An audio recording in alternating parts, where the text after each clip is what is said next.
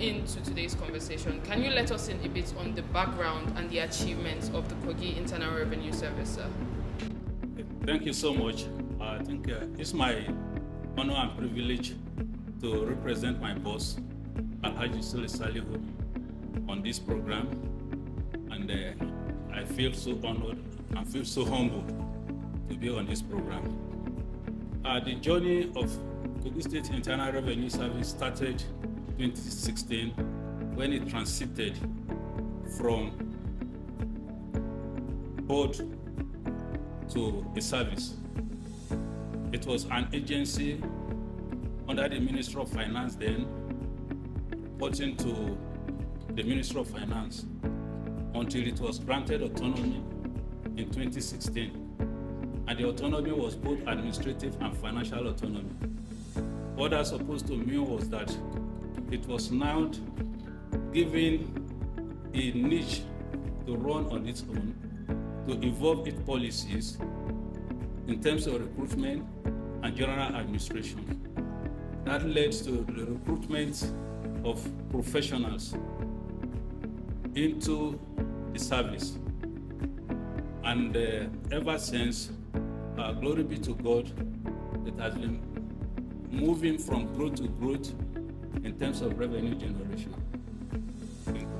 That has been a very beautiful journey right from 2016 when the board gained autonomy to become a revenue service. So, sir, moving forward, what specific strategies has the revenue service implemented to boost tax payments in Kogi State, especially with the recent development of 3 billion naira per month revenue in Kogi State?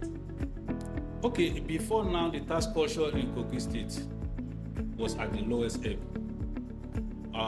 People were not aware of their tax obligation to the state. So the first thing we had to do was to do a lot of sensitization, a lot of engagement with the populace for their tax obligation to the state, to let them know that they could be part of the transformation agenda of the state government. So, and what that means is that they were not aware that they were supposed to pay certain taxes to the state. So we have to comb all the nooks and crannies of the state to do a lot of sensitization to broad spectrum of Kogais on their tax obligation. Now, tax in recent times has to do with technology. So largely, before we came on board in 2016, tax was manually collected. But we have to leverage on technology to drive the tax as we speak today. That is an amazing development. Indeed, the world is going digital. Moving away a bit, can you tell us what impact Governor Ododo's leadership has had on the Kogi State Internal Revenue Service in terms of policy decisions and support for the revenue service? So much has happened since the governor take the mantle of leadership of Kogi State. And the first thing I want to say is that tax is about the economic transaction of the state. And this can only happen when there is purchasing power of people. And the purchasing power could only happen when money is flowing into the hands of the people. Today, the economy of the state in Kogi State, as well as many other states in Nigeria today, is largely dependent on government spending. What that means is that if government does not spend, the economic activities of the state will be dull. So the government has brought in place a situation whereby money is released into circulation. And in what way? Regular payment of salary. By paying regular salary, the civil servants, every other people in the sector can go to the market to buy things. And in the same way, the people who brought their goods to the market can sell. And through that, we can now go to the market, to the taxpayers, to say that please come forward and pay your tax. Because the government, through their spending, they are lubricating the economic activities of the state. That is one. To elicit tax compliance also, people, the taxpayers themselves need to see that the government is doing something with their tax and their taxes. Today, if you go around the nooks and crannies of the state, there are so many developmental projects that is going on by the state government.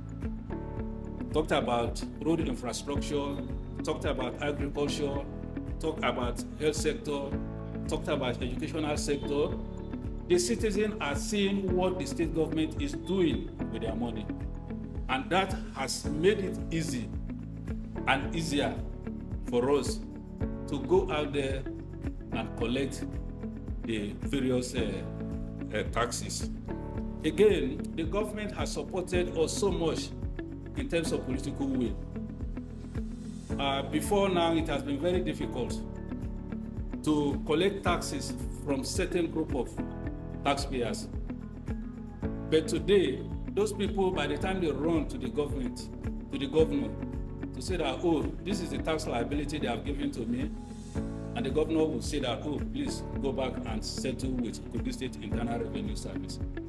That has supported so much, and that has lifted our IGR. You may have heard sometime about a few months ago where there is noise in the state when the service shut down a service provider in the state. So people feel that the economic activities of the state will be affected. They run to the governor from the federal government and all those to prevail on the governor. But the governor said, if they have tax obligation to pay to Kogi State, they must also pay.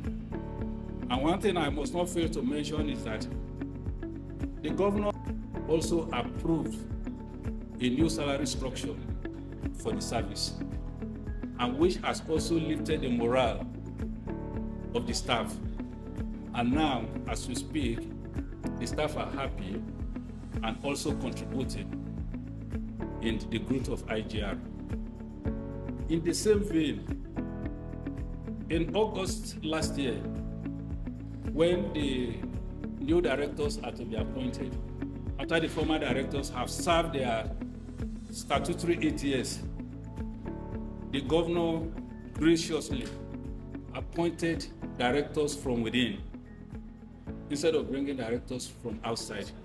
That becomes a lot of moral booster for the service, not only for the directors that were appointed, but also for the staff in general, meaning that there is a career growth, career path for everybody.